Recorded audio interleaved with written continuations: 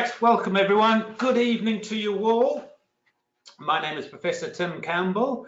I'm a visiting Professor of International Management at the University of Northampton, and I'm going to be taking you for this webinar tonight, hopefully giving you a bit of information or more information about the Northampton MBA Programme, a programme that I teach on myself, so I know a lot about it. So I hope to give you some key points to it and some interesting information, as well as giving you the chance to ask me some questions. So what we're going to do is, there we go. I'll take about 15 minutes just to give you a presentation of the Northampton programme. And as I say, just some key points about it. And then once I've done that, we'll open it up to yourselves, and we've got a good group of attendees tonight to ask any questions that you might have about the programme. To begin with, before, in fact, I talk about Northampton and the MBA programme, I just want to spend just one slide talking about Stafford, just so you're very clear about what the relationship with Stafford is and the university and what it does. So you would have all been to the website, I'm sure, and you would have seen that Stafford itself, the educational company Stafford, was the very first provider of distance learning education in the Middle East just over 25 years ago now. And then it's grown throughout this time, and it's currently the resource centre for 5 different British universities and services the Middle East, Africa, USA, Canada, and the Balkans, and other places it's entering into as well. And then there's more than 60 different programs that Stafford offers, from certificates to diplomas to bachelors to the one you're interested in, of course, MBA, right up to doctorates from the different partner universities. But what's important and what I want you guys to understand is what Stafford actually does. So for the Northampton MBA programme, Stafford markets the programme in the region. You will have already talked, I'm sure, to one of the academic consultants at Stafford, who would have given you information about the programme. So we recruit students onto the programme, do all of the admissions processes, all of these types of things, administration, collect fees. And we also have local student support to help as well. So the role of Stafford is it's doing things for the university that it's obviously very difficult for it to do, or certainly very difficult for it to do well from its campus in the UK. So it's just that Stafford's based in the UAE and it can do all these things locally. But on the university's programme, when you enroll, you are solely, entirely a student of the University of Northampton. You are bound to all of its policies and procedures. You have access to all of its resources. And of course, your degree comes from the university itself, just like anyone studying on campus. So I just want you to be clear of what the role of Stafford is, and then what the role of the university is. So on to Northampton. So the University of Northampton is in a town called Northampton in the UK, which some of you perhaps may have gone to at some stage. It's about an hour by train north of London. I'm pointing to it with my big arrow there, although you probably can't quite see the town itself, but it's about an hour north of London. Very old historic town. It's mentioned throughout English history, and it's actually had educational institutions, formal education institutions in Northampton since the 1200s, so for about 900 years. So a very old historic place. And that's, of course, where the University of Northampton has been set up. In its modern form, it was in the 1920s, and then more latterly, it's been evolved into the University of Northampton. The campus used to be on the outside of the town, but they built a brand new campus right in the middle of town. And this slide here, where those red dots are, everything inside of that is going to be the new campus. And they've moved there in August, so they've only just moved there. There's a $500 million investment from the university to move to this new campus. And I'm going there myself in about 3 weeks' time, so I'm really looking forward to seeing this new campus. But it just goes to show the sorts of investment that the university is putting into it. And of course, as a student of Northampton, you're absolutely fine to go there and see it anytime you want. And of course, it would be great if you went to the graduation ceremony at Northampton, which of course you're invited to as well. So that's the campus. Just a few facts about the University of Northampton itself. I've just picked a few key points, if you like. In the UK, British universities are audited by the UK government on two factors. One is about their research excellence, and that's called the Research Excellence Framework. And the other audit that is done by the UK government is for its teaching excellence, the Teaching Excellence Framework. And it will rank you, in terms of the Teaching Excellence Framework, as a gold, a silver, or a bronze. So the first thing about the University of Northampton is that it has been awarded the gold for the Teaching Excellence Framework. And that's important for you guys in your degree because you're doing a taught degree rather than a research degree. So it's in the gold, and in fact in the review in the Teaching Excellence Framework review, the government stated that teaching at Northampton was of the highest quality found in the UK. So very good at teaching, and you'll find that in your workshops, in the MBA workshops. You'll get a lot out of it. Very good teachers on the program. Just some other key things. It's been shortlisted by the Times Higher Education for Outstanding Business School of the Year 3 years in a row. Only 6 business schools are chosen each year, and there's more than 120 of them in the UK. So a great achievement. It's also recently been the #1 UK university for employability, which is a measure of when people graduate, the percentage who get jobs or go into further study. And it's also been #1 recently for value-added education, which again is a measure of teaching quality. It's also been awarded its Royal Charter. This is important. You cannot call yourself a UK governmental university or a UK university at all. You cannot award degrees unless you have the Royal Charter, which of course it does. And just the last point I've picked out is that it's globally recognized. The MBA program is taught, of course, on campus, and it's also taught all over in the rest of the world, lots of other places in the other parts of the world, rather. UAE, of course, Singapore, Hong Kong, New Zealand, Vietnam, South Korea, and I'm forgetting lots of other places. But the importance for you guys is that the brand, the degree is becoming known globally, it's becoming alumni globally as well. So rather than just being a local UK university, it's becoming known around the world. So they're my sort of key points about the university. Let's start talking about the MBA program now, which is what you really want to know about, I'm sure. There are 8 modules, and these are the 8 modules. And you'll see there's a nice mix of your traditional MBA program. What I mean by that is MBA programs first came about to help people manage in any business, big or small, any industry, governmental, private, charity, whatever. The idea of it was that the people who manage these businesses must know something about the different business functions. They must understand finance and accounting. They must understand strategy and human resources and marketing and all of the other things that businesses do. They don't need to be experts in these subjects. There will be people in the business who are experts, but a manager must know the key points about these things. And that's where an MBA came from. And so you'll see in the Northampton program, it's got all that. You'll do finance, and in that same module, you do accounting, you do operations and supply chain, you look at strategy, marketing, and in the OB module, we look at people and human resources. But it's also got a nice mix of new as well. Critical issues in business, leadership is an entire module on its own. We talk a lot about leadership in businesses these days, more than we talk about management, in fact.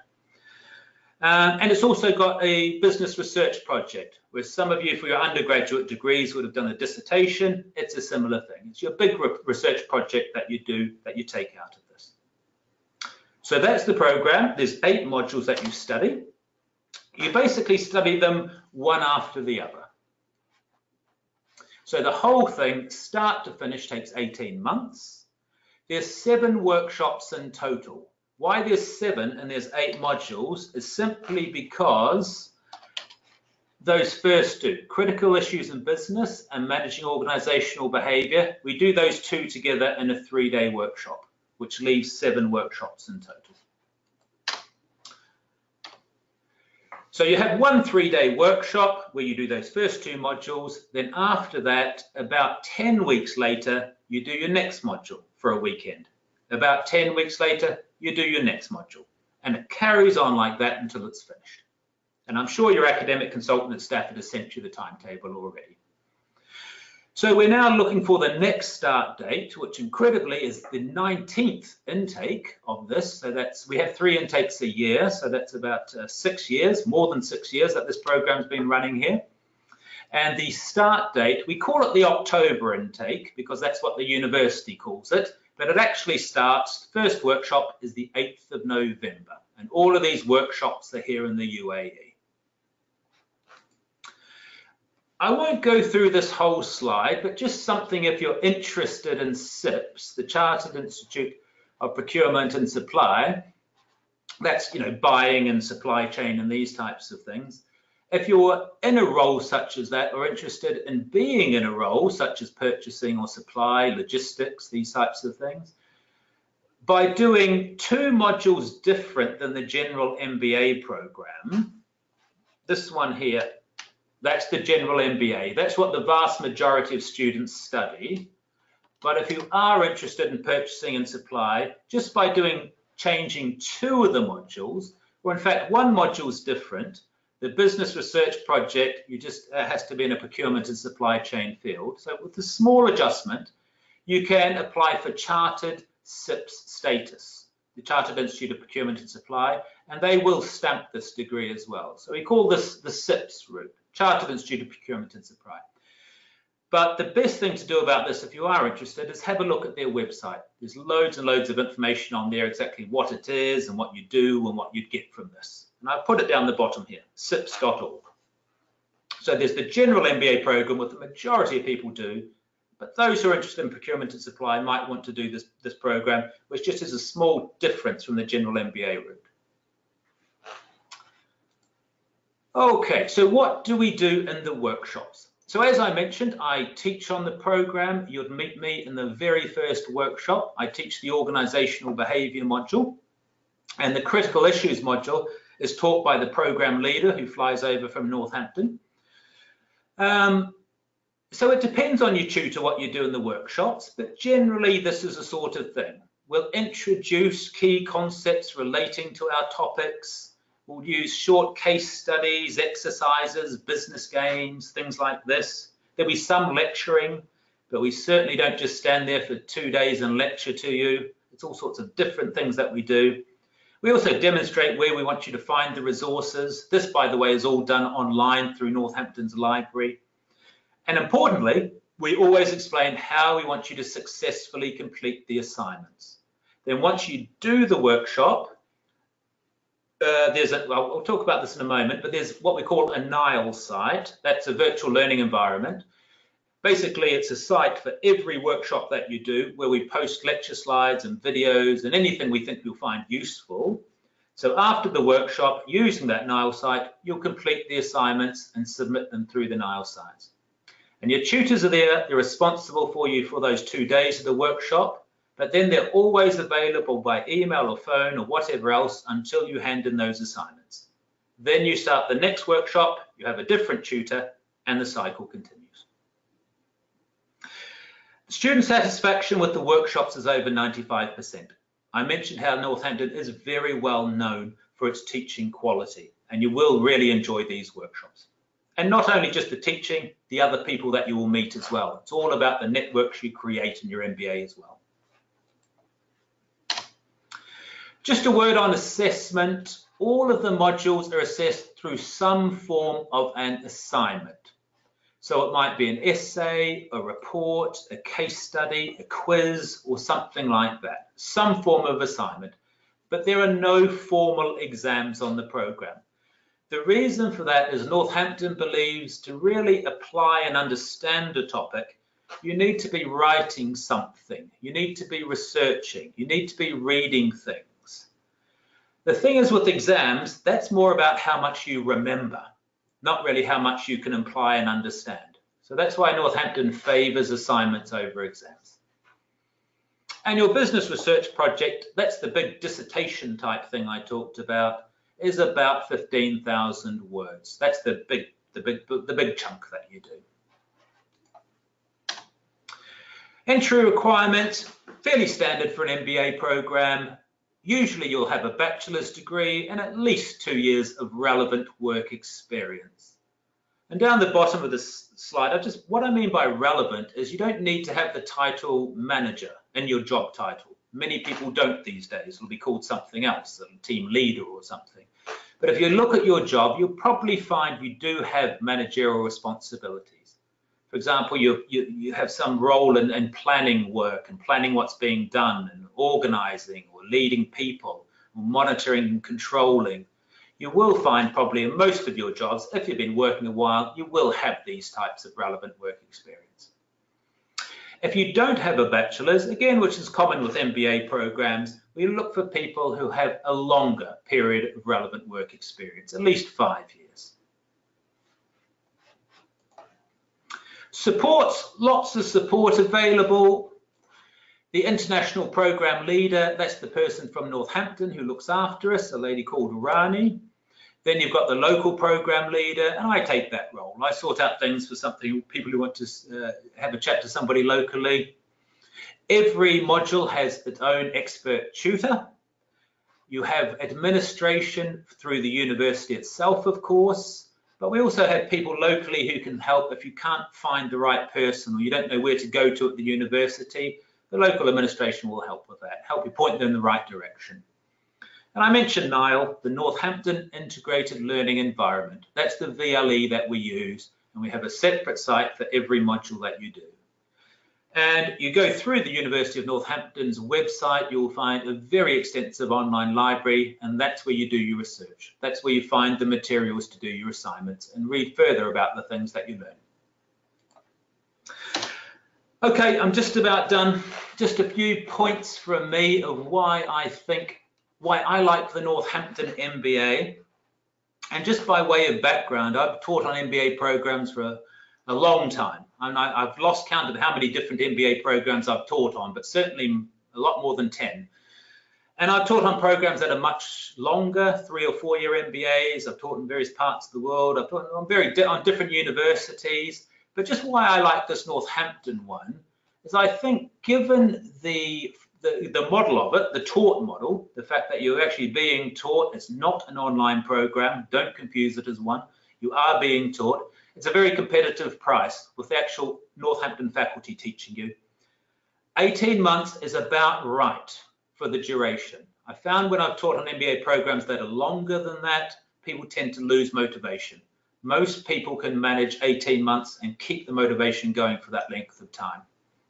And because it's just a workshop about every 10 weeks, you can fit it with your existing commitments. All of the students work. A lot of the students, of course, will have families and all of these other things that they must do. But you will find that the program can be fitted in with good time management around your existing commitments.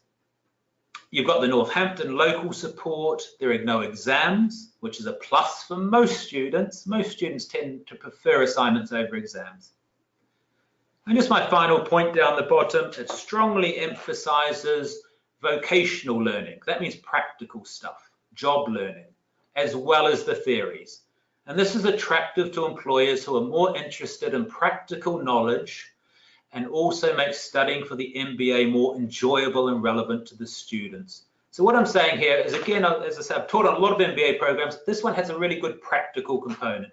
It talks about things that you can do in your day-to-day jobs to actually improve your performance and those around you. We don't forget about the theories. We need those as well, but it doesn't stop there. We talk a lot about the practical aspects. So it makes you better in your job, as it should do. Last thing, fees. I said a very reasonable price, and I think so. For this next intake,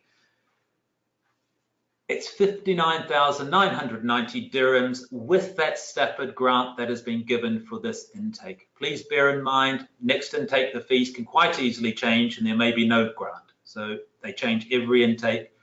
So this is for the next intake.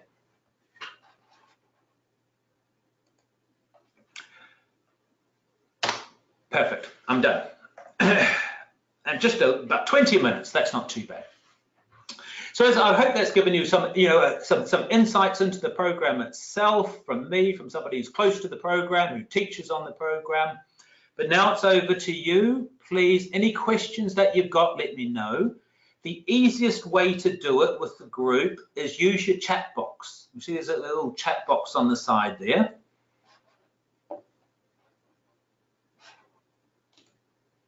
Not the chat box, I'm getting it wrong. The question box even, the question box. Sorry, hang on, I'll find it. There I go, I found it. Oh, I can see lots of questions already. Goodness me, okay. Let me try and I'll start these. Where are we? Okay, I'm going to start with the question from Hijar, who said, what advantage does this general MBA have over a specialist MBA? That's a very good question, because these days you'll see other universities will have MBA programs with specialisms in marketing or finance or operations or whatever else. And that's all very well. They have a place. But when the MBA first came about, more than 100 years ago now, would you believe, it was developed at Harvard Business School, there was never any specializations. The idea was you should study all of these specializations. You need to understand finance, marketing, operations, etc., to be a better manager in any company, in any position. It was later that these specializations came about. And they have their role. Say you want to do an MBA in finance. If you really see your future as finance and solely finance, that makes sense. But as most people do, if you want to keep your options open or more open, you're better doing a general MBA, because then you might move to you'll have that flexibility to move to other parts of the businesses, other functions. As you get more senior in the business, and more of a generalist type of an MBA can help. So I suppose what I'm saying, specialist MBA have their place, but the general MBA leaves a lot of options open for you in the future. It means you're an MBA, you can manage in any function in any business. Right, well, I have completed a postgraduate diploma from another university. Can I get exemptions? Yes, you can, Sarah. If you give your transcript to your academic consultant, they'll be able to help you with that. If you've done similar modules on another program, rather at another university, at postgraduate diploma level, you will be eligible for exemptions. Hija, can I contact the tutors via Skype if I need extra assistance? You can, but we normally find, and as I say, I'm a tutor on the program, email or phone calls is usually easiest. It's just by the time you set up a Skype and everything, it's often easier just to give them a call or send an email. And why I say email is useful as well, because normally the question will revolve around an assignment. And so it's useful if you send that question as form of an email, and then the tutor has more time to think about it and get a better response for you than if you're just calling over the phone.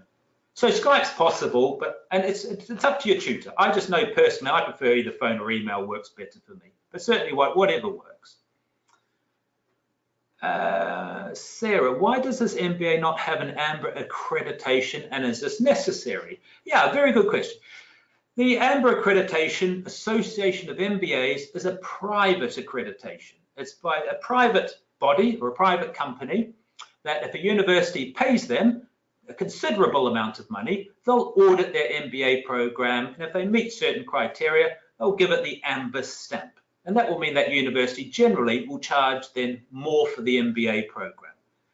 And there is a place for these AMBA accredited programs, but it really depends. Bear in mind, all UK universities are audited by the government anyway, by a body called the Quality Assurance Agency. That's not voluntary, it's not private, you have to be audited by them. And if you don't meet the standard, you're not going to be a university anymore. So whether you need that AMBA stamp or not, you really need to think about, will an employee in the future really ask, did it come from an AMBA accredited university? Will it really matter to you? I know, for example, if you're thinking of doing an MBA then going on to doctorate level, I know it doesn't matter there.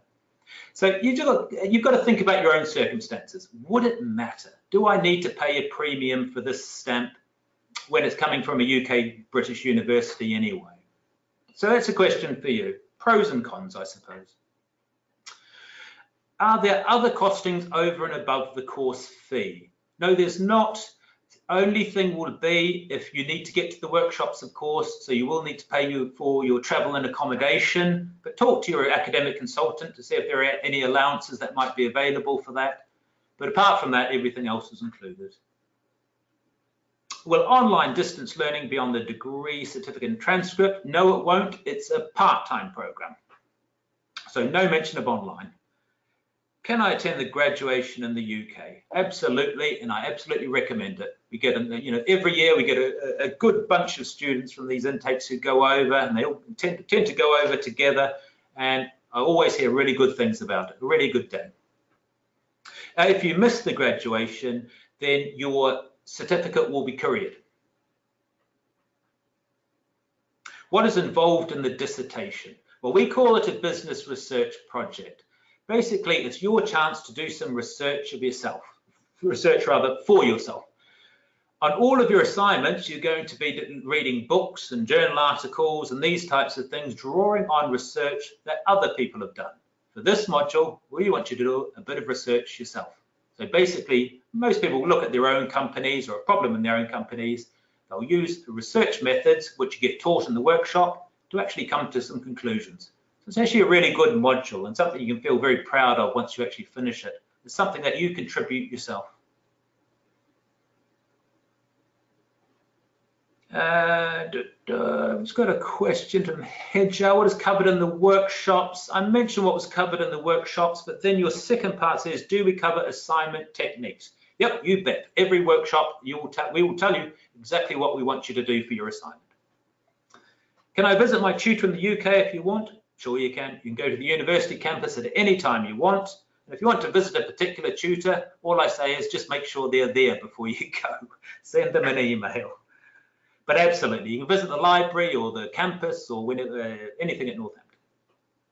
Do I have a second chance to submit an assignment if I fail? Yes, you do. If you fail the assignment the first time around, you'll automatically be allowed to resit the assignment. And that's the same, that's university policy, so it's the same for all modules.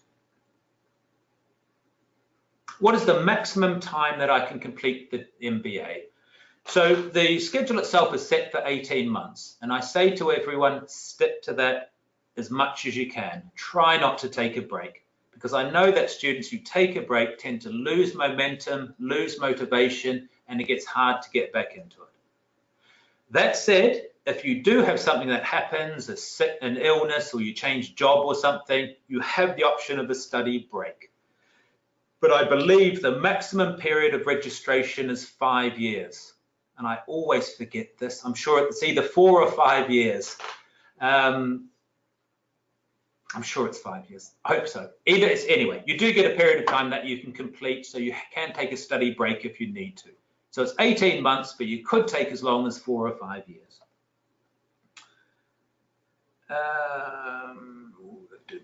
Will we receive the workshop schedule beforehand upon registration, or is it liable to change? It's done, Yasmin. The schedule is all there. Please contact whoever you're chatting with at Stafford.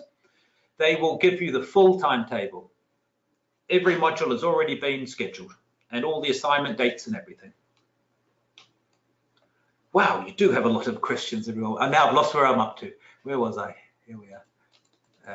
Here we are. I'm interested in SIPs, as my current career is in procurement and contracting. Okay.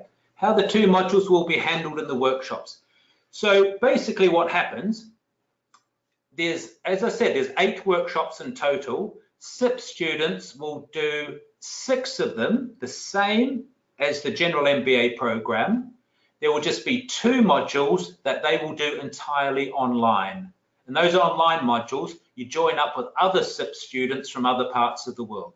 So the only difference, you're with the general MBA program for 6 of the 8 modules. There's just 2 of them that you'll study online. And they're SIP-specific modules, obviously. Does the degree come from Stafford or the university? The university, Hija, please don't get me wrong. Stafford is not a university. Stafford does not award degrees. Stafford, remember, as I said at the beginning, markets for the students, recruits the students. Once you're on the program, you are enrolled with the university. The degree is with the University of Northampton. I have many years experience. Can I get exempted from any subjects? Not through experience, you wouldn't be exempted, because you may not, of course, have covered some of the theories that they might be talking about in these modules. But it would be very useful for your assignments if you've got if you have lots of experience in these things, lots of things to talk about in your assignments.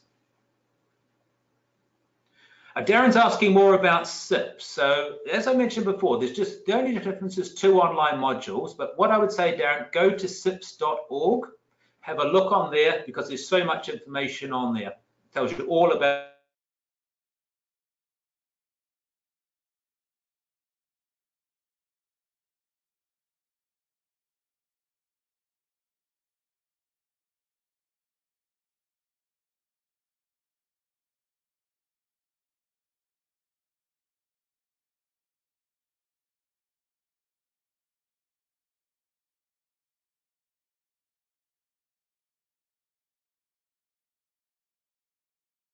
thing, and if you complete a module over here, you could then transfer to the university and finish. It's just a matter of timetabling. You can't just nip in one module and out from the other, because they're not in the same order and they're not taught in the same way.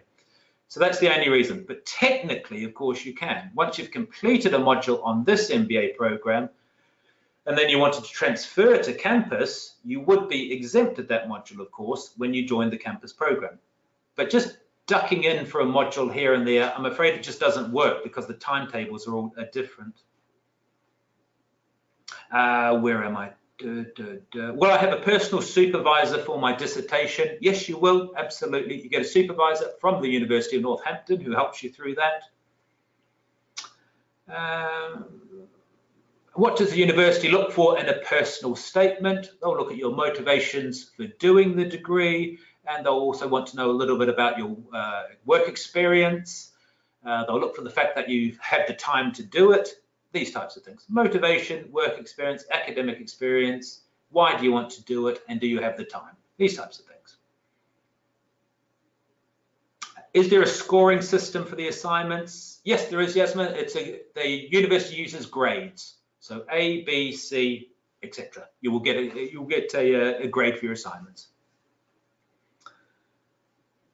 My consultant says the first workshop is very important and essential. That's true, because the first workshop we talk a lot about things you're going to need for the rest of the program. For example, academic skills and how to use the library and the Nile site. Lots of the sort of basic referencing as well, by the way. So lots of things that you will need for the rest of your program. So we always do say that first workshop is particularly important. What career opportunities will this MBA provide me? This MBA is going to provide you the same opportunities as any MBA program. You will be seen as somebody who is knowledgeable about management, the different functions of management, and can operate in management positions in any industry, in any business, and has the ability to rise to the highest levels.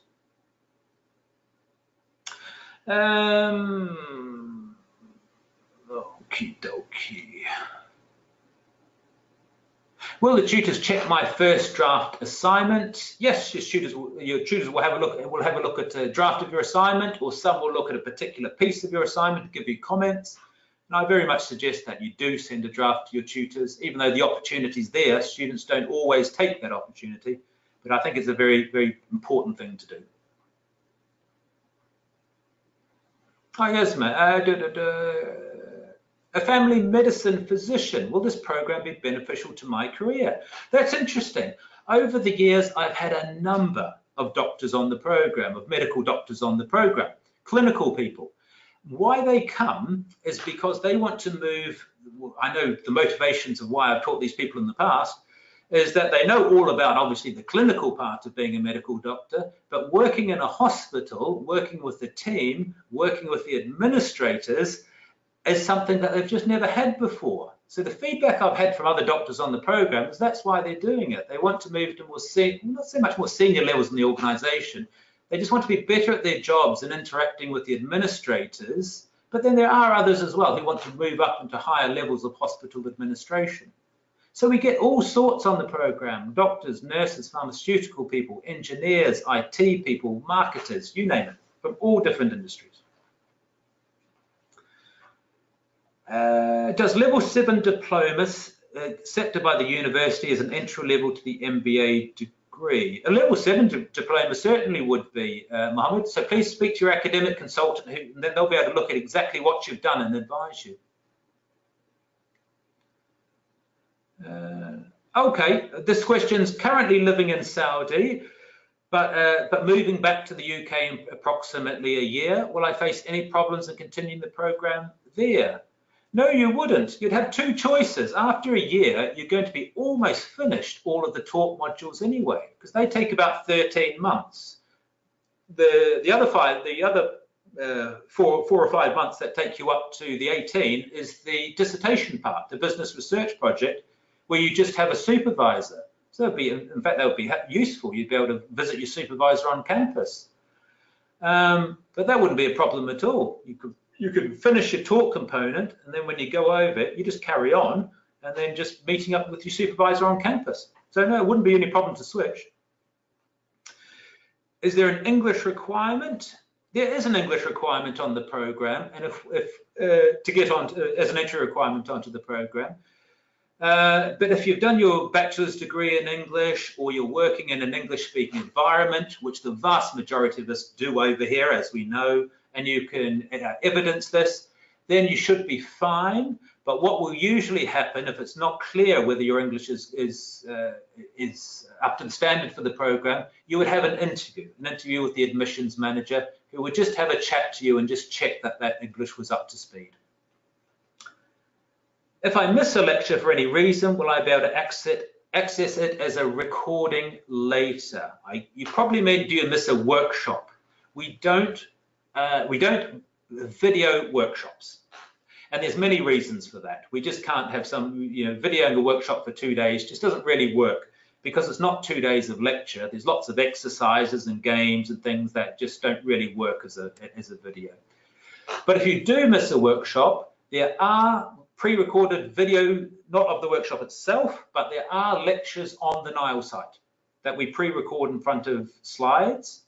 You'll also find all the materials that were used in the workshop. You'll find the assignment advice. You'll find everything on that Nile site. So there is plenty there if you couldn't make a workshop. You can still carry on and do the assignment, carry on with the program, and you'll have the contact details of the tutor. So I always say to people, if you miss a workshop, just give the tutor a call, just catch up with them and just find out what the key things are that you missed. But everything we use in those workshops will be on the Nile site. I think I've done it. I think I've managed to get to the end of all those questions. Well, thanks for so many questions, everyone. That was very good. I think I need a glass of water now after all that. Anyway, thanks so much for your questions. If there is anything else you've forgotten, my email address is that. You can always just send me an email anytime, and I'll do my best to answer it for you. And it's just left for me to say that I really hope to see you at the workshop in November. As I said, I'll be there at the first workshop teaching the OB module, and it'd be really nice to see these guys. I can see your names here, but to actually see your faces. So hope to see you soon. Hope this has been informative for you, and it's bye from me for now. Good night, everyone. Have a nice evening.